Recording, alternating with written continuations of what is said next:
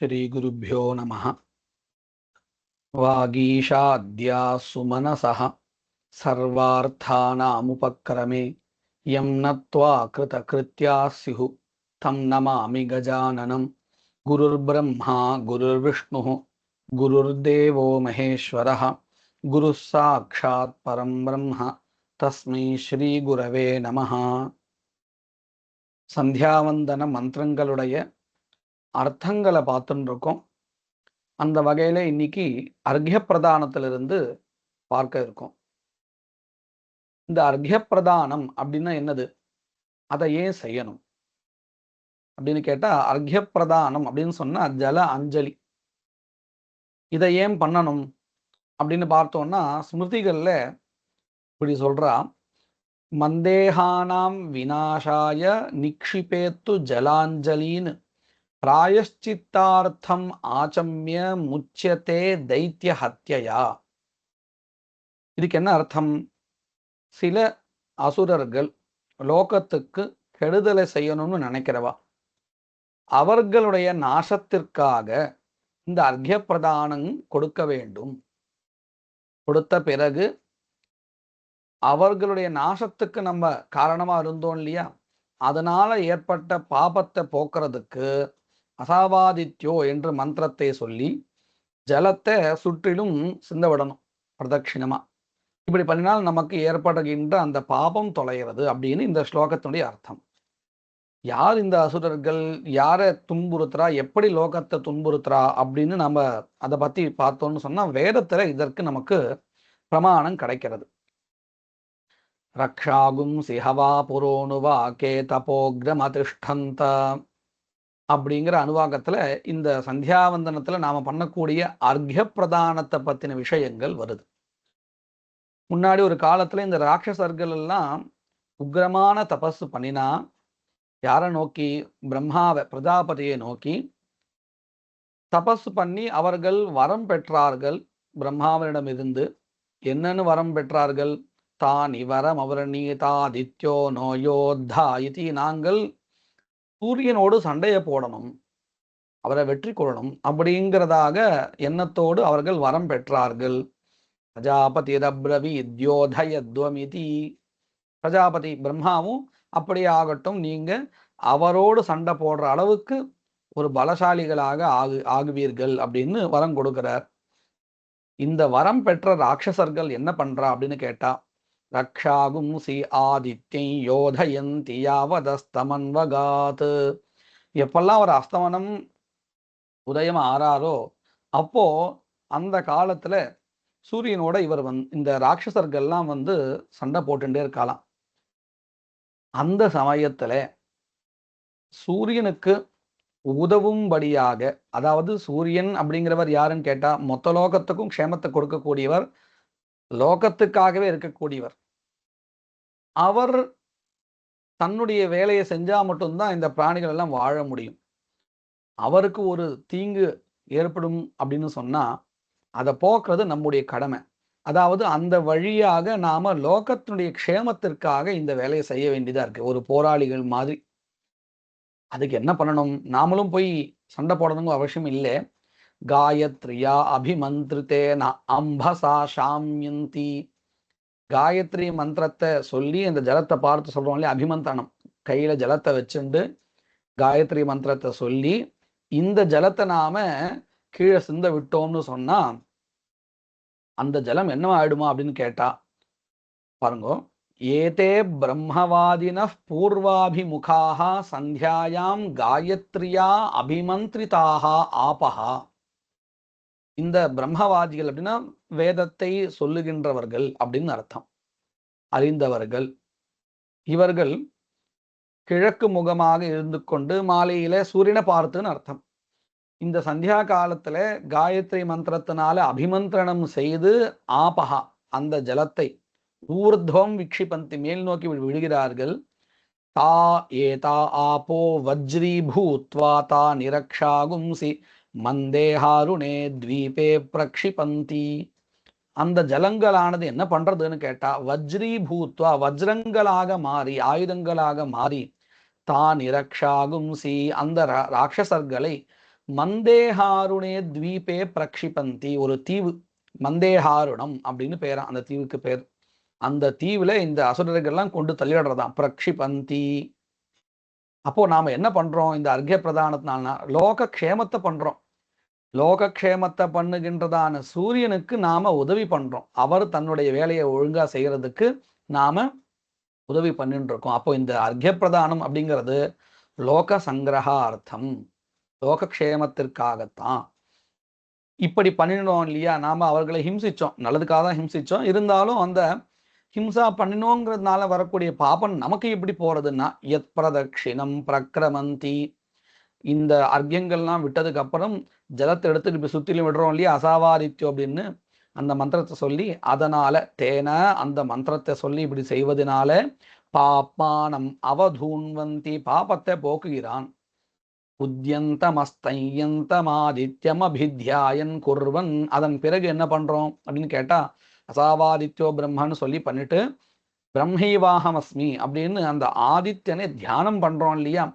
அந்த தியானம் பண்றதுனால இவன் என்ன பலனை அடைகிறான் அப்படின்னு கேட்டா, வித்வான் சகலம் பத்ரமஷ்ணுதே, எல்லா விதமான மங்களகரமான விஷயங்களையும் அடைகிறான். எப்படி? அசாவாதித்யோ பிரம்மேதி பிரம்மைவசன் பிரம்மாப்பேதி ஏவம் வேதா. வழக்கத்துல நமக்கு இது ரெண்டு வகையா இருக்கு. அசாவாதித்யோ அப்படிங்கிற மந்திரத்தை சொல்லி, அசாவாதித்யா அப்படிங்கிற மந்திரத்தை சொல்லி ஜலத்தை சுத்தி விடுறது, அல்லது அதை பிரார்த்தனை பண்ணி அபேதத்தை தெரிஞ்சுக்கிறது. அதாவது அந்த ஆதித்யனும் நானும் ஒன்று அப்படிங்கிறதான அந்த அபேதத்தை, பேதமற்ற தன்மையை தெரிஞ்சுக்கிறதுக்காக இதை தியானம் பண்றது. இப்படியாக இருக்கு. ஒருவேளை இந்த தியானத்தை பண்ற பரம்பரையில வந்திருக்கவா என்ன பண்ணுவான்னு கேட்டா, ஓம் பூர்புவஸ்வரோம்னு சொல்லிட்டு அந்த பிரதட்சிணத்தை பண்ணிப்பா, அதனாலையும் பாபம் தொலைகிறது. இப்படியாக இருக்கு.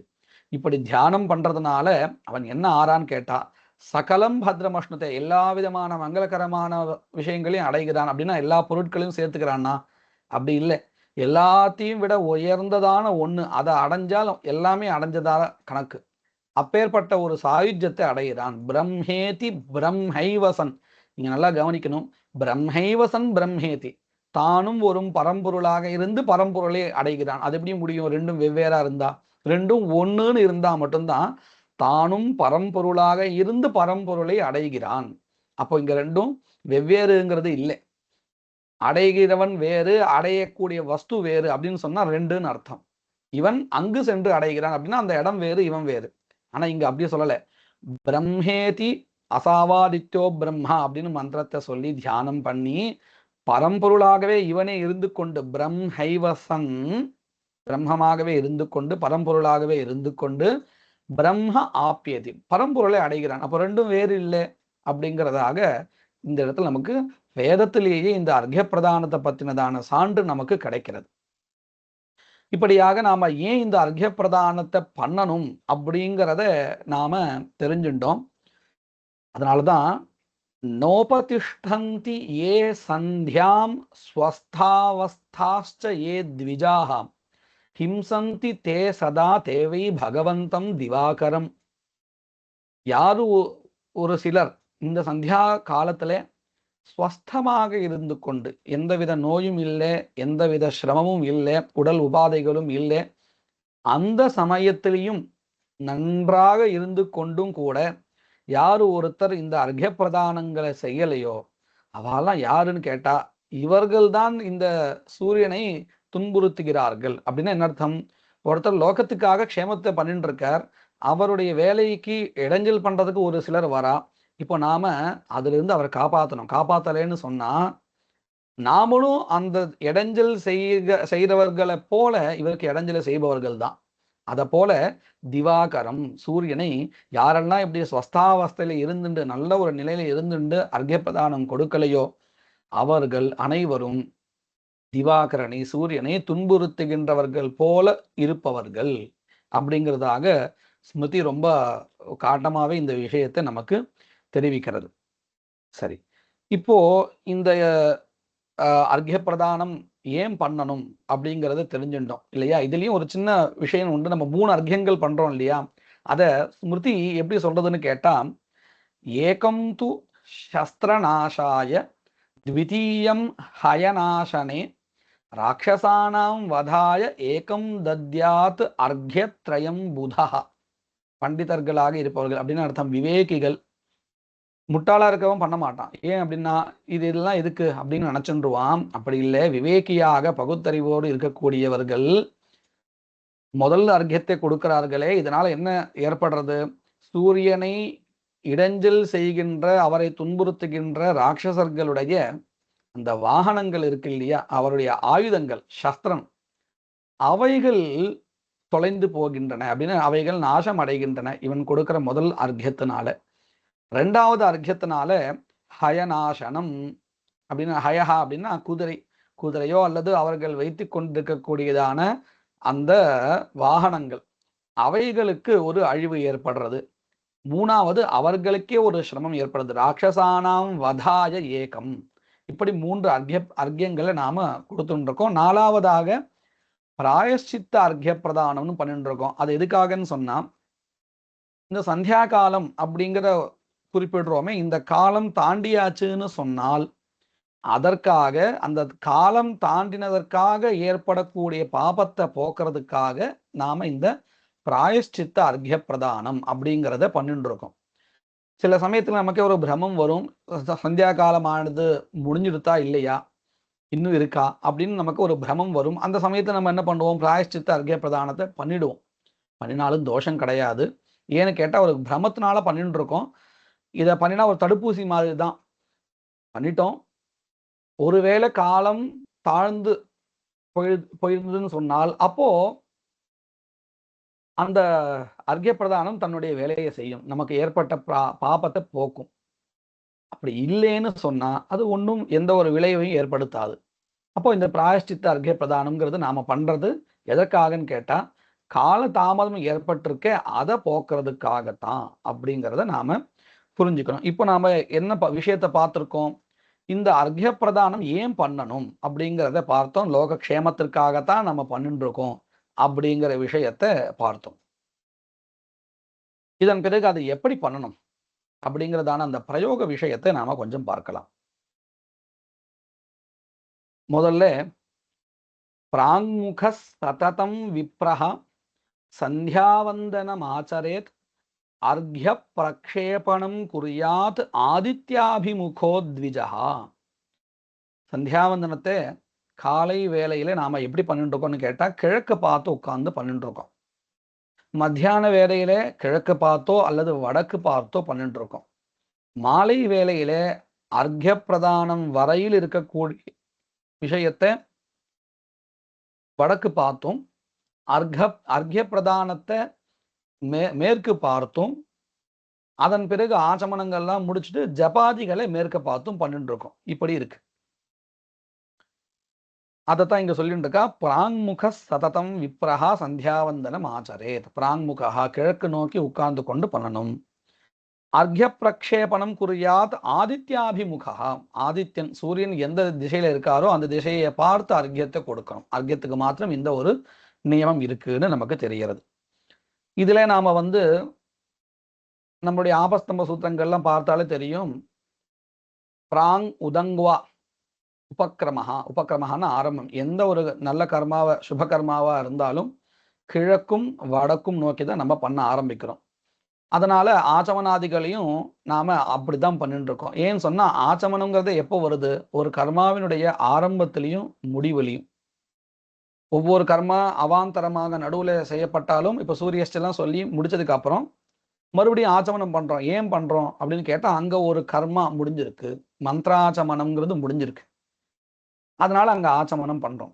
திருபதாதிவமுஞ்சதுன்னு சொல்லி அந்த மந்திரத்தை சொல்லி முடிச்சதுக்கப்புறம் மறுபடியும் ஆச்சமனம் பண்றோம். ஏன்னு கேட்டா அதுவும் முடிஞ்சிருக்கு. ஒவ்வொரு கர்மா முடியும் பொழுது நம்ம ஆச்சமனம் பண்ணிட்டே இருக்கோம், ஆரம்பத்திலையும் முடிவுலையும். ஆரம்பமும் முடிவும் கிழக்கும் வடக்குமாய் இருக்கணும் அப்படிங்கிறதுனால நமக்கு ஆச்சமனம் எந்த பக்கம் வரும்? அவசியம் கிழக்குலையும் வடக்குலையும் தான் வரும், மேற்கு பார்த்து வரவே வராது. அதனால நம்ம மேற்கு பார்த்து ஆச்சமனம் பண்றது இல்லை ஒண்ணு. இன்னொன்னு, ஸ்மிருதிகள்ல வருணன் இந்த ஜலத்துக்கு அதிபதியா இருக்கிறதுனால அவருக்கு நாம கொடுக்கக்கூடிய ஒரு மரியாதையாகவும் சொல்லப்பட்டிருக்கு. அதனாலதான் நம்ம மேற்கு பார்த்து ஆச்சமனம் பண்றதில்லை. இதுக்கு தனியா ஒரு நிஷேத வாக்கியம் இருக்கான்னா நமக்கு கிடைக்கல. இப்படி நம்ம எடுத்துன்னு இருக்கோம். மேற்கு பார்த்து ஏன் ஆச்சமனம் பண்றது இல்லைன்னா, மேற்கு பார்த்து பண்ணக்கூடியதான ஒரு அவசரமே ஏற்படுறது இல்லை. இன்னொன்னு அது வருண பகவானுக்கு நாம கொடுக்கக்கூடிய ஒரு மரியாதையாக இருக்கு. சில சமயத்துல அபரகாரியங்கள் பண்ணும் பொழுது தெற்கு பார்த்தும் ஆச்சமனம் பண்றது இருக்கு இல்லையா? அப்போ மேற்கு மட்டும் ஏன் பண்றது இல்லைன்னா இப்படிதான்னு நமக்கு ஒரு மாதிரியா நம்மளால புரிஞ்சுக்க முடிகிறது. இப்போ பிராங்கஹா அப்படின்னு காலை வேளையில பார்த்தோம்.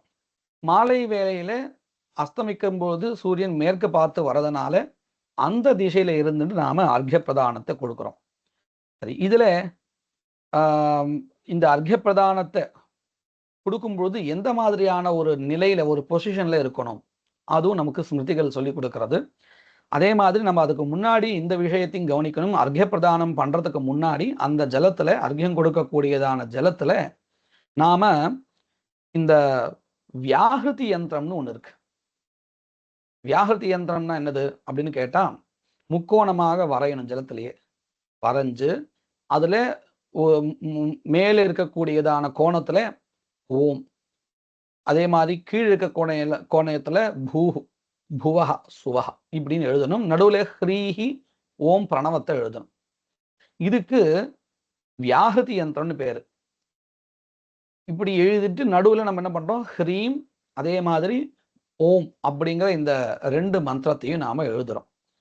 இது காலப்போக்கில் நமக்கு என்ன ஆயிடுத்துன்னு கேட்டா, நம்ம இந்த மார்ஜனம் பண்ணும்பொழுது ஆபோஹிஷ்டா மந்திரம் சொல்லி புரோக்ஷனம் பண்ணும்பொழுதும் கூட முன்னாடியே நம்ம இந்த ஓம்னு எழுதுவோம். ஏன் எழுதுறோம்னா அதுக்கு தாத்பரியம் இதுதான். அந்த ஜலத்துல நாம பண்ணக்கூடியதான இந்த கர்மாவை கெடுக்கிறதுக்கு உண்டான சில துர்தேவதைகள் ராட்சசர்கள் இருப்பார்கள். அவர்களை அந்த இடத்த விட்டு போக்கணும். அதற்காகத்தான் இந்த மாதிரியான ஒரு ஓங்காரத்தை அதுல எழுதுறோம் அப்படிங்கிறது நமக்கு ஸ்மிருதிகள்ல தெரிகிறது. முன்னாடி இந்த திரிகோணங்கள்லாம் போட்டு பண்ணியிருந்தா அப்படின்னு தெரிகிறது. இப்போ நாம இந்த காலத்தை சுருக்கி பண்றதுனால என்ன பண்றோம்னா வெறும் ஓம் அப்படிங்கிறத நாம அந்த ஜலத்திலேயே எழுதிட்டு இருக்கோம். தைத்தியானாம் ரக்ஷணார்த்தாய வேத்ரபாக்கியா மகாசுரஹா சுக்ரஸ்யைவ ஆக்ஞயா தத்ர ஜலே திஷ்டதி சர்வதா. சுக்ரஸ்யைவ ஆக்ஞயா, சுக்ரனுடைய அதாவது அசுர குருவா இருக்கக்கூடிய சுக்ரனுடைய கட்டளையின் பெயரால வேத்ரபாக்கியா, வேத்ரபன் என்கின்றதான ஒரு அசுரன் மகாசுரகா தைத்தியானாம் ரக்ஷணார்த்தாய, அசுரர்களுடைய ரக்ஷணைக்காக காப்பாற்றுவதற்காக அப்படின்னு அர்த்தம். இந்த ஜலம் விட்டாதானே சூரியனுக்கு உபகாரகமா இருக்கு. அந்த ஜலம் விடாதபடி எதையாவது பண்ணணும். பண்ணினால் அந்த அசுரர்களுக்கு எந்த அசுரர்கள் சூரியனோடு போராடுகிறார்களோ அவர்களுக்கு உதவியா இருக்கும் அப்படின்னு அவர்களுடைய ரட்சணைக்காக இந்த வேத்ரபாக்கியா, வேத்ரபன் என்கின்றதான அசுரன் சர்வதா ஜலே திஷ்டதி, எப்பொழுதும் அந்த ஜலத்துல இருந்துட்டே இருக்கானா. அதஹா தஸ்ய அபனோதனார்த்தம், அவனை தூர விளக்குவதற்கு லிகேத் எழுத வேண்டும். என்னன்னு, வியாகிருதி யந்திரகம், ஜலத்துல வியாகிருதி யந்திரத்தை எழுதணும். லிகித்வா மந்திரராஜம் து பశ్చాదர்க்யம் சமாச்சரேத். மந்திரராஜம் அப்படின்னா இந்த ஓம் பூர்புவ சுவஹாவும் ஓங்காரத்தோடு சேர்ந்த ஓங்காரத்தோடு சேர்ந்த வியாகிருதிகள், இதுதான் மந்திரராஜகான்னு பேர். மகாமந்திரம் கூட நம்ம போன பதிவுகள்லாம் பார்த்தோம். அதை எழுதிவிட்டு பశ్చాத் அர்க்யம் சமாச்சரேத், அதன் பிறகு நாம அர்க்யத்தை பண்ணணும். இதை நம்ம புரோக்ஷணத்துல பண்ணிட்டு இருக்கோம். அதே மாதிரி இங்கேயும் பண்ணணும். ஓம்னு எழுதிண்டு மேற்கொண்டு அந்த ஜலத்தை வச்சுண்டு அர்க்யம் கொடுக்கணும். கொடுக்கும் பொழுது பிராதஹ் பிரஹ்வஹ க்ஷிபேதப்சு மத்தியாஹ்னே ருஜு சம்ஸ்திதஹ அர்க்ய பிரக்ஷேபணம் குர்யாத் சாயம் து உபவிஷன் புவி. பிராதஹா காலையில், பிரஹ்வஹா க்ஷிபேதப்சு, பிரஹ்வஹா அப்படின்னா வளைந்தவனாக அப்படின்னு என்ன அர்த்தம். பின்னங்கால ரெண்டுத்தையும் இப்படி எடுத்துக்கணும். அதாவது பின்னங்கால் தூக்கி இருக்கணும். அப்படி மேலே எழுந்து அதன் பிறகு கைகளை உயர்த்தி தலைக்கு மேல உயர்த்தி இப்படி கொண்டு வளைஞ்சு விடணும். நம்முடைய முகம் இப்படி இருக்கணும். கோமுகம் போல இருக்கணுமா, வளைஞ்சு கொடுக்கணும். பின்னங்கால தூக்கி நின்று வளைஞ்சு கொடுக்கணும். எழுந்து நின்று, அதுவும் எழுந்து நின்றுண்டு பின்னங்கால தூக்கி வளைஞ்சு ஜலத்தை கீழே விடணும். எப்போ இது, காலை வேளையில அர்க்ய பிரதானத்தை கொடுக்கும் பொழுது. மத்தியாஹ்னே ருஜு சம்ஸ்திதா அப்படின்னு அர்த்தம். பின்னங்காலம் தூக்க வேண்டாம், நின்னபடியே இருக்கணும். மாருக்கு நேராக கொண்டு வந்து இப்படியே கொடுக்கணும், வளையக்கூடாது மாத்தியானிக காலத்துல. சாயம் து உபவிஷன் புவி, சாயங்காலத்துல உட்கார்ந்து கொண்டு பூமியில ஜலம் விட்டுற வேண்டியதுதான். வேற எந்த ஒரு விசேஷமும் அதுல இல்லை. இப்படி சாமானியமா கொடுத்துட வேண்டியதுதான். இது நமக்கு இந்த காலத்துல பூமியில பண்றதா இருந்தா முடியும். பண்ண முடியாத பட்சத்தை என்ன பண்றது? ஒரு நம்ம அர்க்ய வட்டான்னு வச்சுப்போம், அதுலயே கொடுத்துட வேண்டியதுதான். ஏன்னா நமக்கு இப்போ வீட்டுக்குள்ளாரதான் பண்ண வேண்டியதா இருக்கு. பெரும்பாலும் ஒரு தோட்டத்திலேயோ மண் இருக்கக்கூடிய இடத்துலயோ பண்ணக்கூடிய வசதி இருந்தால் இந்த மாதிரி நாம பண்ண வேண்டியது. இல்லாத பட்சத்துல இப்படியே பண்ண வேண்டியது. இதை எப்படி நாம சொல்றோம்? இப்படி பண்ணணும் இருக்கே அப்படின்னு கேட்டா, இந்த நித்திய கர்மாக்கள்ல யதாசக்தி நியாயகான்னு உண்டு. இது எல்லா இடத்துலையும் நாம அப்ளை பண்ணிக்க வேண்டியது நியாயமான முறையில. அப்படின்னா என்ன அர்த்தம்? இந்த காமிய கர்மாக்கள் இருக்கே, இதை நாம பண்றதா இருந்தால், அனுஷ்டிக்கிறதாக இருந்தால், அதுல எப்படி சொல்லப்பட்டிருக்கோ அப்படியே அனுஷ்டானம் பண்ணணும். நம்மளால பண்ண முடியலன்னா அதை நம்ம அனுஷ்டானம் பண்ணக்கூடாது, விட்டுறணும். ஏன்னா அது பண்ணலாம் பண்ணாமலும் இருக்கலாம் தானே காமிய கர்மா. ஆனா நித்திய கர்மாக்கள் அப்படி இல்லை, பண்ணியே தீரணும். அதுல ஒரு சில விஷயங்கள் நம்மளால அனுஷ்டானம் பண்ண முடியல, பிரதானமான கர்மாக்கள் இல்லை, அங்கமாக இருக்கக்கூடிய சில விஷயங்கள். பிரதான கர்மா பண்ணிதான் ஆகணும் நித்திய கர்மாவிலையும். ஆனால் இப்போ அர்க்ய பிரதானம் அப்படிங்கிறது பிரதான கர்மா. அதுல அங்கமாக இருக்கக்கூடியது இந்த ஒரு நிலைகள். உயர்த்தி இருக்கணும், கீழ் எழுந்து விடணும் அப்படின்னு இதெல்லாம் அதனுடைய அங்கங்கள். இந்த அங்கங்களுக்கு குறைவு ஏற்பட்டாலும் பரவாயில்லை, பிரதானத்தை பண்ணியே தீரணும். பகவானும் கீதையில சொல்லும் பொழுது நியதம் குரு கர்மத்துவம் கர்ம ஜியாயோ ஹ்யகர்மணஹா அப்படின்னு சொல்றாரு. என்ன அர்த்தம்? நியதம் குரு கர்மா, இந்த நித்திய கர்மாக்கள் இருக்கே, இது அவசியம் நீ பண்ணியே தீரணும் அப்படின்னு அர்த்தம். நியதம் சொன்னா இந்த இடத்துல நித்திய கர்மான்னு இல்லை, கர்மாவை பண்ணிட்டே இருன்னு அர்த்தம். நியதம் குரு, கர்மாவை பண்ணிட்டே இரு. பண்ணாத கர்மாவை காட்டிலும், அதாவது என்ன அர்த்தம்? பண்ணினா இப்படி சொன்னபடி பண்ணலைன்னா பாபம் வந்துடும் அப்படின்னு பயந்துட்டு பண்ணாமலே இருக்கான் இல்லையா, அதை காட்டிலும் கொஞ்சம் குறைவு ஏற்பட்டாலும் அவசியம் அந்த கர்மாவை பண்ணணும்னு நினைச்சு பண்ற இல்லையா, அது வசத்தியானது. அதனால நாம இப்படி நினைச்சுட்டு பயந்து விட்டுடக்கூடாது. எப்படி? இதையெல்லாம் சொன்னபடி பண்ணலைன்னா நமக்கு பாபம் வந்துடுமே, அதுக்கு பண்ணாமலே இருந்துடலாமே அப்படின்னு நினைச்சிடக்கூடாது. பண்ணி அதுல ஒரு தவறு இழைத்தால் என்ன ஒரு பாபம் வருமோ அதை காட்டிலும் பண்ணாம இருக்கிறது ரொம்ப அதிகப்படியான பாவத்தை கொடுக்கும். அதனால என்ன பண்ணணும்? உட்கார்ந்து பண்ணினாலும் தப்பில்லைன்னு நினைச்சுட்டு நாம இந்த அர்க்ய பிரதானத்தை சாயங்காலத்துல விதிச்சிருக்கு இல்லையா, அதேபடி பிராத காலத்திலையும் மாத்தியானிக காலத்திலையும் பண்ண வேண்டியது. எப்போ இதெல்லாம் வசதி இல்லாமல் இருந்தால், வசதி இருந்தால் கண்டிப்பா அது பண்ணிதான் தீரணும், அப்படித்தான் பண்ணணும். அதனாலதான் நியதம் குரு கர்மத்துவம் கர்ம ஜியாயோ ஹ்யகர்மணா அப்படின்னு பகவானுடைய கிருஷ்ணனுடைய வாக்கியத்தை எடுத்துட்டு 3ஆம் அத்தியாயம் பகவத்கீதையில வரக்கூடிய ஸ்லோகம் இது. அந்த பகவானுடைய வசனத்தை நம்ம பின்பற்றி இந்த நித்திய கர்மாக்கள்ல நாம இந்த யாவத் சக்தி யதாசக்தி நியாயான்னு சொல்லுவோம், அதை பின்பற்றி இந்த கர்மாக்கள்லாம் அவசியம் பண்ணியே தீரணும். சரி, இப்ப நம்ம 3 வேலைகளையும் எந்த பொசிஷன்ல இருந்துட்டு அர்க்ய பிரதானங்களை கொடுக்கணும் அப்படிங்கிறத பார்த்தோம். அப்படி கொடுக்கும் பொழுதும் கூட ஜலத்தை நாம எப்படி கொடுக்கணும், அதாவது அந்த பாத்திரத்தை எப்படி பிடிச்சுக்கணும் அப்படின்னு கேட்டா, நம்ம ஏற்கனவே பார்த்திருக்கோம், இந்த 2 விரலும் சேரக்கூடாது. இந்த 2 சேர்ந்தால் அது ராட்சச முத்ரான்னு பெயர். அதனால ஜலத்தை நாம எப்படி பிடிச்சுக்கிறது? இப்படி எல்லாம் பிடிச்ச கூடாது இல்லையா. அதுக்குதான் நமக்கு என்ன வழி கொடுத்துருக்கான்னு சொன்னா, இந்த 2, அதாவது இந்த விரல் இந்த விரல், இந்த நடுவுல அந்த அனுஷ்டான பாத்திரத்தை இப்படி வச்சுக்க வேண்டியது. இப்படி வச்சிருந்தால், கையை இப்படி நேரா வச்சிருந்தால் ஜலம் கீழே சிந்தாது. இந்த கையை நாம இப்படி சேர்த்துக்க போறோம். இப்போ ஜலத்தை நாம விடும் பொழுது, அதாவது மந்திரத்தை சொல்லும் முன்னாடி ஜலத்தை முதல்ல இப்படி லைட்டா இதை இப்படி கவுத்துண்டால் ஜலம் இங்க நின்றுடும்.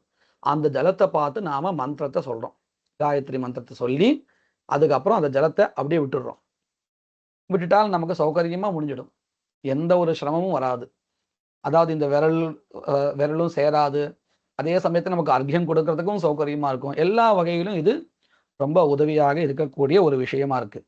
அதனாலதான் தர்ஜன்யங்குஷ்ட யோகேன ராட்சசி முத்ரிகா பவேத். தர்ஜனின்னா இது, அங்குஷ்டம்னா இது. இந்த ரெண்டும் சேருவதினால ராட்சசி முத்ரிகா பவேத். அந்த ஒரு பொசிஷன் இருக்கே, இது ராட்சசி முத்ராவை குறிக்கிறது. அப்படி வச்சுண்டு ஜலத்தை அர்க்கியமா கொடுத்தால் யோ ததாதி தயாச்ச அர்க்கியம். இந்த விரல்களுடைய செயற்கையினால வச்சுண்டு யாரு அர்க்கியம் கொடுக்கிறானோ அது எப்படி இருக்குமா? தத்தோயம் ருதிரம் பவேத். ரத்தமாக போய் சேருமா. அதனால நம்ம அந்த அப்படி வச்சுன்னு பண்ணக்கூடாது. நம்ம முதல்லயே கூட இது ஆச்சமனாதி விஷயங்கள்ல பார்த்துருக்கோம். இப்படி விரலை சேர்த்து வச்சுட்டு பண்ணக்கூடாது. சரி, இப்போ நாம இந்த அர்க்கியத்தெல்லாம் எப்படி பண்ணணும் அப்படிங்கிறத நம்ம பார்த்துருக்கோம். அதுக்கப்புறம் எந்தெந்த நிலையில எந்தெந்த காலத்துல எப்படி பண்ணணும், எந்த மாதிரியான அர்க்கியத்தை கொடுக்கணும் அப்படின்னு கேட்டால், ஸ்தலே திஷ்டன் ஜலே தத்யாத் ஜலஸ்தோ ந ஸ்தலே क्वचित् ஸ்தலே திஷ்டன் ஸ்தலே தத்யாத் ஜலதஸ்து ஜலே க்ஷிபேத். 4 விதமான விஷயங்கள் இங்கே சொல்லப்படுறது. ஸ்தலே திஷ்டன் ஜலே தத்யாத். பூமியில இருந்துட்டு ஜலத்துல அர்க்கியம் கொடுக்கலாம், தப்பு கிடையாது. அதாவது பக்கத்துல கொஞ்சம் நீர்நிலை இருக்கு, நம்ம கரையில் உட்காந்துருக்கோம், ஜலத்துல கொடுக்கலாம், தப்பில்லை. ஆனால் ஜலஸ்தா ந ஸ்தலே क्वचित्. ஜலத்துல நின்று அர்க்கியம் கொடுக்கறச்ச தூக்கி விட்டுறிஞ்சு அந்த மேல் பரப்பு இருக்கு இல்லையா, பூமி, அங்க ஜலத்தை கொட்டக்கூடாது, ஜலத்துல தான் விடணும். ஜலஸ்தா ந ஸ்தலே क्वचित्. தலே திஷ்டன் ஸ்தலே தத்யா. பூமியிலே இருந்துட்டு பூமியிலே விடலாம். இதைத்தான் நம்ம பிரதிதினம் பண்ணிட்டு இருக்கோம். ஜலதஸ்து ஜலே க்ஷிபே. ஜலத்துல இருந்துட்டு அர்க்கியம் கொடுக்கறதா இருந்தால் ஜலத்துல தான் கொடுக்கணும். இப்படின்னு நமக்கு இந்த 4 விஷயங்கள் மனசு வாங்கிக்கணும். அதுக்கப்புறம் ஜலாபாவே மகாமார்கே பந்தனே து அசுச்சாவபி உபயோ சந்தியோ காலே ரஜசா அர்க்கியம் உத்க்ஷிபேத். இந்த அர்க்கிய பிரதானத்தை மட்டும் விட்டுறவே கூடாது. சுத்தமா இருந்தாலும் சரி, சுத்தமா இல்லைன்னாலும் சரி. அதனாலதான் மகாமார்கேன்னு சொன்னார். வழியில போயின்னு இருக்கான், பிரயாணம் பண்ணிட்டு இருக்கான், ஜலமும் கிடைக்கல, சுத்தியாவும் இல்லை அப்படின்னு சொன்னா அந்த நேரத்தை என்ன பண்ணணும்? ஜலாபாவே மார்க்க மத்தியே, இந்த போற வழியில மண் இருக்கும் இல்லையா, மண்ணை கூட எடுத்துட்டு நீ அர்க்கியம் கொடுக்கலாம். சுத்தி இல்லைன்னாலும் பரவாயில்லை, ஜலம் இல்லைன்னாலும் பரவாயில்லை, அவசியம் அர்க்கிய பிரதானத்தை கொடுக்கணும், மண்ணையாவது எடுத்து கொடுக்கணும் அப்படின்னு சொல்லிட்டு இருக்கா. இந்த உபயோ சந்தியோ காலே, 2 சந்தியாவந்தன காலங்களிலும் இந்த அர்க்கிய ரஜசா அர்க்கியம். ரஜா அப்படின்னா தூளி, அதை நான் மண்ணுன்னு சொல்லிட்டு இருக்கேன், தூளி, அந்த தூளிகளால் கூட கொடுக்கலாம். அதனாலதான் கடைசி நிலையில சூதகே மிருதகே செய்வ சந்தியா கர்மன சந்தியஜேத் மனசா உச்சாரயேத் மந்திரம் பிராணாயாமம் மிருதே த்விஜா. சூதகத்திலேயோ அல்லது மற்ற ஒரு அசுச்சியான நிலையிலும் கூட, சந்தியாவந்தனத்தை பண்ண முடியாத நிலையிலும் கூட, சந்தியாவந்தன மந்திரத்தையாவது பிராணாயாமத்தை அமந்திரகமா வச்சுண்டு பண்ணி ஆகணும். அப்படிங்கிறதாக நமக்கு எப்படி பண்ணணும், எந்தெந்த நிலையில அப்படிங்கிறது நமக்கு இங்கே தெரிகிறது. இதுல இந்த பிராயஷ்சித்த அர்க்கிய பிரதானம் அப்படிங்கிற விஷயத்தை நம்ம பார்த்தோம். அதை எப்படி பண்ணணும்னு கேட்டால், இந்த 3 அர்க்கியங்களை பண்ணி முடிச்சதுக்கு அப்புறம் பிராணாயாமம் பண்ணி சங்கல்பம் பண்ணிண்டு காலாதீத பிராயஷ்சித்த அர்க்கிய பிரதானம் கரிஷ்யேன்னு சங்கல்பம் முடிச்சுண்டு அதன் பிறகு இந்த அர்க்கிய பிரதானத்தை பண்ண வேண்டியது. இதுல சந்தியா காலத்துக்கு முன்னாடியே பண்ணலாமா அப்படின்னு கேட்டால், பண்ணினால் தோஷம் இல்லை, ஆனா பண்ணின பிரயோஜனமும் இல்லை. ஏன்னு சொன்னா, இந்த கர்மாக்கள் எல்லாமே எதை நிமித்தமா வச்சுட்டு நம்ம பண்ணிட்டு இருக்கோம்னு கேட்டா, அந்த சந்தியா காலத்தை வச்சுட்டு தான். அந்த சந்தியா காலமே இல்லாத பொழுது நான் 3 மணிக்கு எழுந்திரிச்சு பண்றேன் அப்படின்னு சொன்னா, அதை பண்ணினால ஒன்றும் தோஷம் இல்லை, ஒன்றும் துஷ்ட காரியம் இல்லை, சத்காரியம்தான். ஆனா பண்ணினால் என்ன ஒரு பாபக்ஷயம் பலமா இருக்குமோ அது கிடைக்காது. ஏன்னு கேட்டா, அது அந்த காலத்துல அனுஷ்டிக்கப்படலை ஒண்ணு. இன்னொன்னு, சந்தியாவந்தனம் பண்ணினதாக கணக்கும் ஆகாது. ஏன்னா நிமித்தமே வரலை, இன்னும் கிரகணமே ஏற்படாத பொழுது கிரகண ஸ்நானத்தை நான் பண்றேன்னு சொன்னா அது எப்படி உச்சிதமா ஆகாதோ, அதை போலதான் சந்தியாவந்தனமும் கூட. சந்தியா காலமே வராமல் நாம சந்தியாவந்தனத்தை பண்ண முடியாது. தாமதிச்சால் அதற்கு பிராயஷ்சித்தம் இருக்கு, நாம பண்ணிட்டு இருக்கோம். பிராயஷ்சித்த அர்க்கிய பிரதானங்கிறது அதுக்கு தான் பண்ணிட்டு இருக்கோம். இதுல 3 அர்க்கியங்கள் அப்படின்னு சொன்னோம் இல்லையா, அந்த 3 அர்க்கியங்களுக்கும் மந்திரத்தை நம்ம ஏற்கனவே பார்த்துட்டோம். ஏன்னு சொன்னா மந்திரத்துடைய அர்த்தத்தை அது காயத்ரி மந்திரம் தான் 3த்துலயும். அதனால காயத்ரியா அம்பஷா சாமியந்திங்கிற இடத்துல காயத்ரி மந்திரம் தான் விதிக்கப்பட்டிருக்குங்கிறதுனால அந்த காயத்ரி மந்திரத்தினுடைய அர்த்தத்தை நம்ம ஏற்கனவே பார்த்துட்டோம்.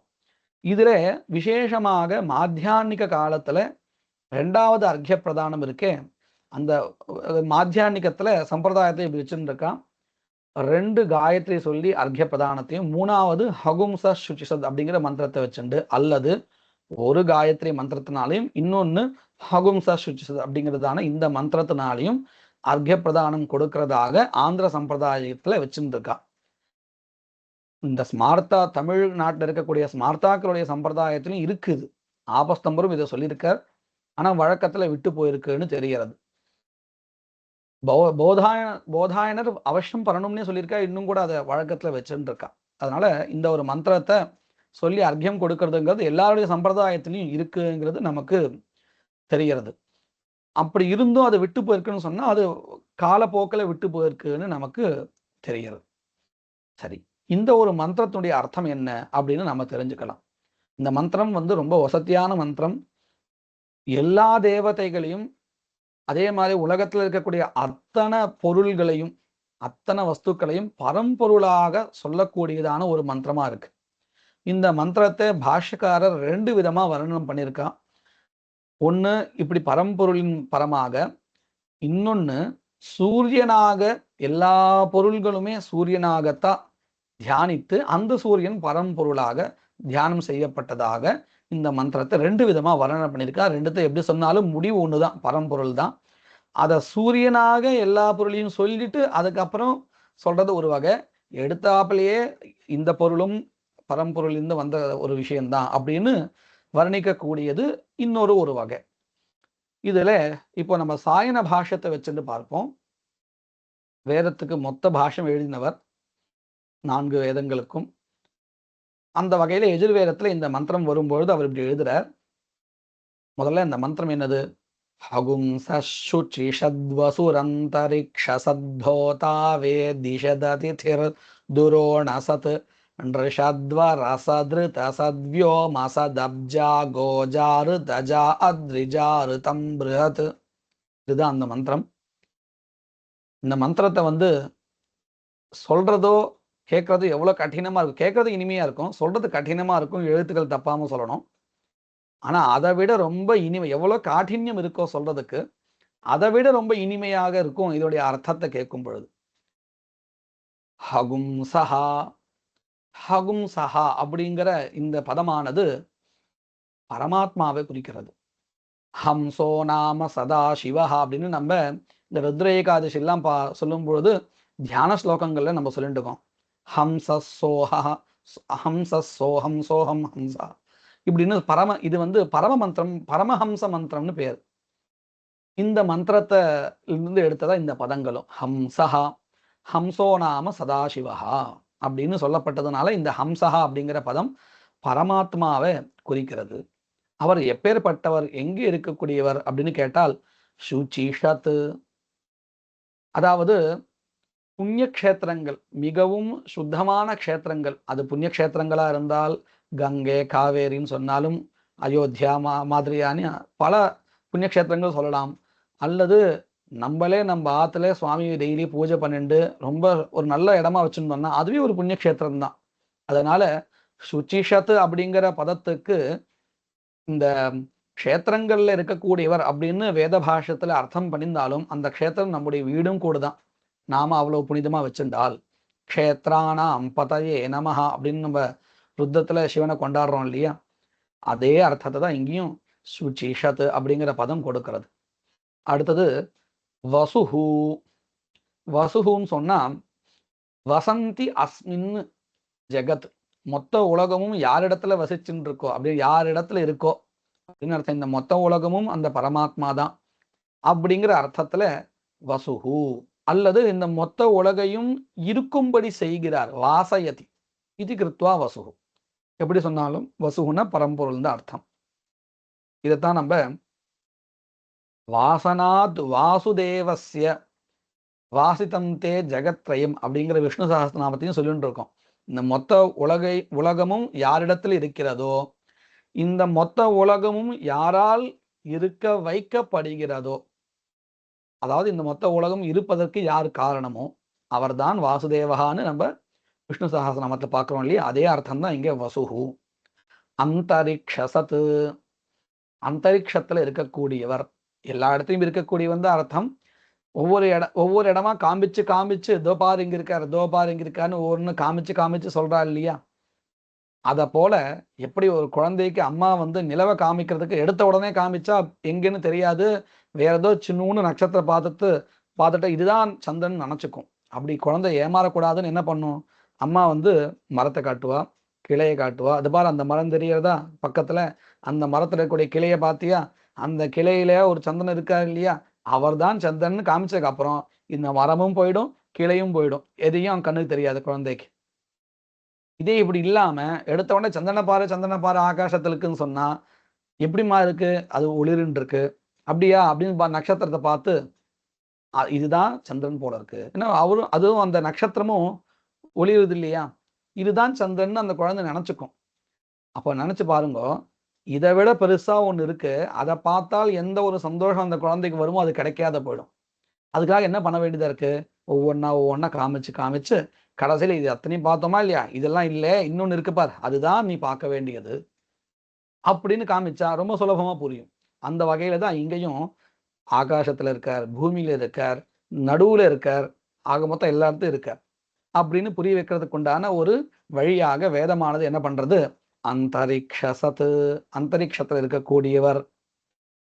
ஹோதா, ஹோதா அப்படின்னா இந்த ஹோத்ரு பதம் அக்னி தேவத்தையை குறிக்கிறது. ஏன்னு கேட்டா இந்த அக்னி தேவத்தை தான் எல்லா தேவத்தையும் கூப்பிடுமா. கர்மாக்கள்ல யாகங்கள்ல எல்லாரையும் கூப்பிடக்கூடிய தேவதை யாருன்னு கேட்டா இந்த அக்னி. அதனால்தான் ரிக்வேதிகள் யார் இருக்காலோ அவ தான் ஹோதாவா இருப்பா. அவர்கள் தான் இந்த தேவதா ஆஹ்வானத்தை பண்ணுவா யாகங்கள்ல, அக்னி ஸ்வரூபமாக இருந்துண்டு. அப்போ என்ன தெரிகிறது? நம்ம இது கூட பார்க்கலாம். அக்னிந்து ஓதம் விரணீமஹே அப்படின்னு பிரசித்தமா முதல் பங்கிலே சொல்றோம் இல்லையா வேதத்துல, அக்னின் தூதம் விரணீமஹே அப்படின்னு என்ன அர்த்தம்? தூதா அக்னி, எல்லாரையும் அழைக்கக்கூடியவர், அப்பேற்பட்டவர், அக்னி ஸ்வரூபமாக இருக்கக்கூடியவர் அப்படின்னு அர்த்தம். அடுத்தது வேதிஷத்து, வேதியில் இருக்கக்கூடியவர்.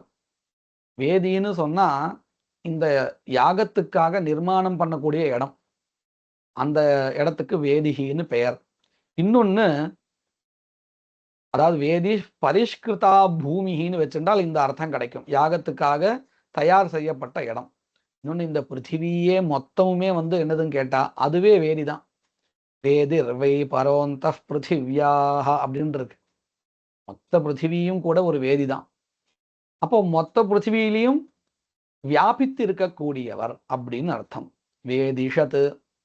அதிதிஹி, அதிதிஹின்னா என்ன அர்த்தம்? அதிதின்னா யாரு? எந்த ஒரு முன்னாடி செய்தியை அனுப்பி வரக்கூடியவர் அல்ல அப்படின்னு அர்த்தம். திடீர்னு வந்து நிற்பார். அவர் எதுக்காக வரார் அப்படின்னு கேட்டா ஆகாரத்துக்காக அல்ல, சுகத்துக்காக அல்ல. இந்த தர்மிகள் இருக்காலே, கிரகஸ்தாசிரமத்தில் இருக்கக்கூடியவர்கள், அவர்களுடைய தர்மத்தை காப்பாற்றுறதுக்காக. அதிதி இல்லைன்னு சொன்னா ஆதிதேயத்தை எப்படி பண்ணுவா இந்த கிரகஸ்தர்கள்? பண்ண முடியாது. அப்போ இந்த கிரகஸ்தர்கள் அவர்களுடைய தர்மத்தை கடைபிடிப்பதற்காக உதவுபவராக யார் இருக்கான்னு கேட்டா இந்த அதிதி. அந்த மாதிரி வரக்கூடியவர் இவர். தர்மத்தை முன்னிறுத்தி அந்த தர்மம் கெட்டு போகாமல் இருப்பதற்காக வரக்கூடியவர். எங்கெங்கெல்லாம் வரார்? கிரதுக்கல்ல வரார். இங்க எஜமானர்களால் கொடுக்கப்படுகின்றதான ஹவிர்பாகத்தை இப்ப பாருங்க, எஜமானன் ஹவிர்பாகத்தை கொடுக்கிறார். இவர் வந்து வாங்கிக்கல, சுவாமி அதிதியாக வந்து எடுத்துக்கல. அப்போ அந்த கர்மாவானது முழுமை அடையுமான்னு கேட்டா அடையாது, அப்படி நிற்கும். அப்போ இவர் வாங்கிக்கிறது அவருக்கு பொருள் ஈட்டுவதற்காக அல்ல, இந்த எஜமானனுடைய கர்மா சாத்குண்யம் ஆயிடணும், முழுமை அடையணும் அதற்காக. அதை போல அதிதியை போல அதிதி சதிருஷா, அவரை போல கர்ம தர்மத்தை நிலைநாட்டுவதற்காக வரக்கூடியவர் அதிதிஹி. அடுத்தது துரோணசத்து. துரோணம் அப்படின்னு சொன்னா கிரகம்னு அர்த்தம். இந்த இடத்துல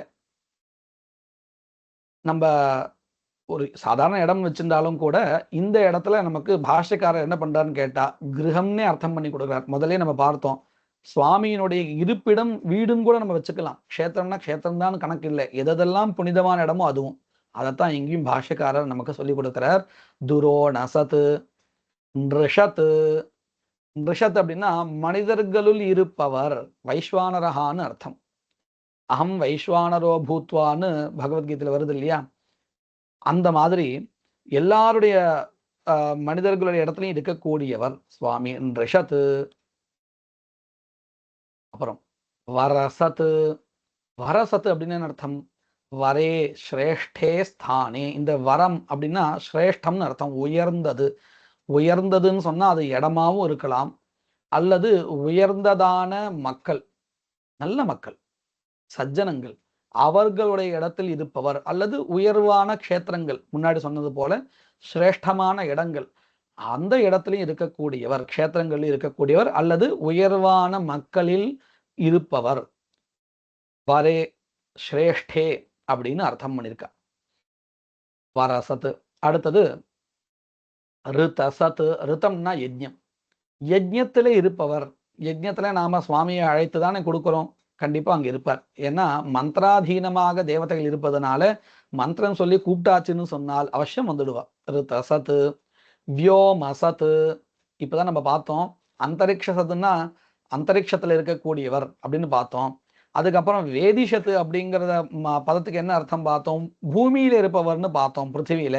இப்ப வியோமசத்து, ஆகாயத்துல நடுவாந்திரத்துல இருக்கக்கூடிய அந்த இடைவெளி இருக்கே, அங்கேயும் இருக்கக்கூடியவர் அப்படின்னு அதையும் சொல்லிட்டு இருக்கோம். அந்தரிக்ஷ சத்துங்கிறத பார்த்தனால சொன்னா அதே அர்த்தம் தான். இப்போ மொத்தத்தையும் மூணுத்தையும் சேர்த்து பார்த்தால் எங்கும் வியாபித்திருப்பவர் அப்படிங்கிற அர்த்தம் கிடைக்கிறது. இதைத்தான் நம்ம முதல்லயே சொன்னோம், இந்த மந்திரம் அந்த விஷயத்த சொல்லதான் வந்தது, அதை கொஞ்சம் கொஞ்சமா சொல்லி கொடுக்கிறது. வியோமசத். அடுத்தது அப்ஜா. அப்ஜா. ஜான்னா பிறந்தவர்னு அர்த்தம், அதாவது அதில் இருப்பவர்னு அர்த்தம் வச்சுக்கணும் இங்க. அப்சு திஷ்டதி. அப் அப்படின்னா ஜலம், ஜலத்தில் இருப்பவர். அப்ஜா அப்படின்னு அர்த்தம். இந்த ஜலத்திலிருந்து பிறக்கக்கூடிய பிராணிகள் இருக்கே, அதுவும் அவர்தான். அப்ஜா மீனோ அல்லது எதெல்லாம் ஜலத்திலிருந்து உருவாறதோ பதார்த்தங்கள் அத்தனையுமாக அவர் இருக்கிறார். அப்ஜா. கோஜா. கோ அப்படிங்கிற பதத்துக்கு நாம ரெண்டு அர்த்தம் பண்ண முடியும். ஒன்று பசுன்னு அர்த்தம் பண்ண முடியும், அல்லது பிருத்திவி. கோத்ரா குஹ் பிருத்திவி, பிருத்வி அப்படின்னு சொன்னதுனால பிருத்திவியும் அர்த்தமாக தெரிகிறது.